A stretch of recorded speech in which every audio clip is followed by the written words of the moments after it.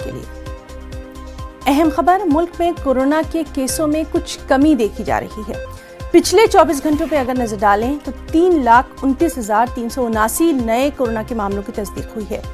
कुछ दिन पहले तक ये तादाद 4 लाख के पार जा पहुंची थी, जबकि एक दिन में 3,877 मरीजों की मौत वाक़ई हुई। कोरोना केसों की मजमूई तादाद बढ़कर 2,29,91,927 हो गई है। वहीं 2,50,025 अफराद कोरोना से जंग हार चुके हैं। हमारे साथ दिल्ली से मौजूद हैं हमारी साथी रंजीता झा। रंजीता, आज की हम ताज़ा कोरोना के मामलात जानना चाहेंगे और ये भी एक थोड़ी सी राहत देने वाली खबर आ रही है कि केसों में थोड़ी सी कमी देखी जा रही है। तफसीलात। जी देखिए, निश्चित तौर पर ही ना जिस तरह से लगातार हर दिन जब कोरोना के आंकड़े सामने आते थे तो पिछले दिन से ज्यादा आंकड़े नजर आते थे। संख्या लगातार बढ़ती जा रही थी और इन संख्या में मरने वालों की जो संख्या थी वो भी बढ़ती जा रही थी। 62 दिन बाद देखा जा रहा है कि कोरोना मरीजों की संख्या में कमी आई है। आज का आंकड़ा अगर देखा जाए ही ना तो आज जो कोरोना संक्रमित है पिछले 24 घंटे में उससे ज्यादा रिकवर जो लोग हो रहे हैं कोरोना से उनकी संख्या है। तो कहीं ना कहीं एक लोगों के अंदर एक राहत भरी खबर, उम्मीद भरी खबर बिल्कुल कि धीरे धीरे स्थिति जो है वो सुधरेगी।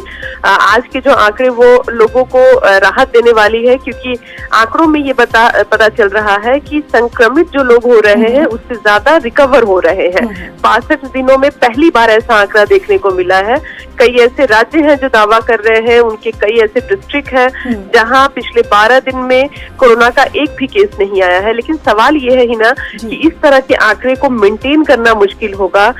इसके लिए प्रदेश को जिस तरह से बंदिशें लगी हुई हैं, जिस तरह से लॉकडाउन लगे हुए हैं, उसको बरकरार रखना पड़ेगा, क्योंकि स्प्रेडिंग जो है वो लगातार हो रही है, उसमें रोकथाम होनी चाहिए और इसके साथ ही जो टेस्टिंग है उसको बढ़ाना होगा। रंजीता, आपकी इसी बात को आगे बढ़ाना चाहेंगे। वैक्सीनेशन सेंटर की अगर हम हालत देखें तो पिछले कुछ दिनों में वहां पर लोगों की जो भीड़ कोरोना गाइडलाइंस की धज्जियां उड़ाती नजर आ रही है। सिर्फ लोग ही जिम्मेदार नहीं है, एडमिनिस्ट्रेशन भी कहीं ना कहीं जिम्मेदार है।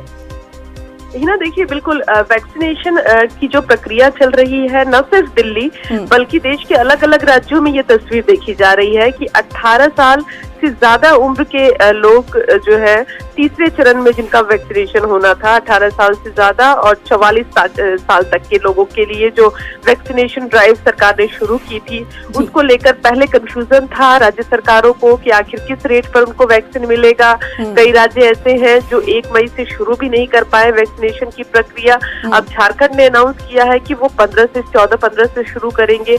दिल्ली में भी शुरू हो गया है, लेकिन जिस तरह से कोविन ऐप पर जाएंगे और वहां दिखता है कि 18 से ज्यादा के लोगों के लिए स्लॉट ही उपलब्ध नहीं है, उनके लिए वैक्सीन ही नहीं मिला है।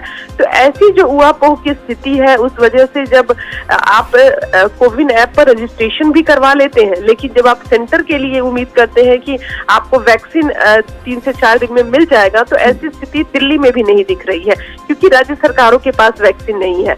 तो ये एक ऐसी स्थिति है जिसमें जो 18 साल से ऊपर के जो लोग हैं वो भी परेशान हो रहे हैं, सरकार भी परेशान हो रही है और कहीं ना कहीं वैक्सीन की व्यवस्था भी नहीं हो पा रही है।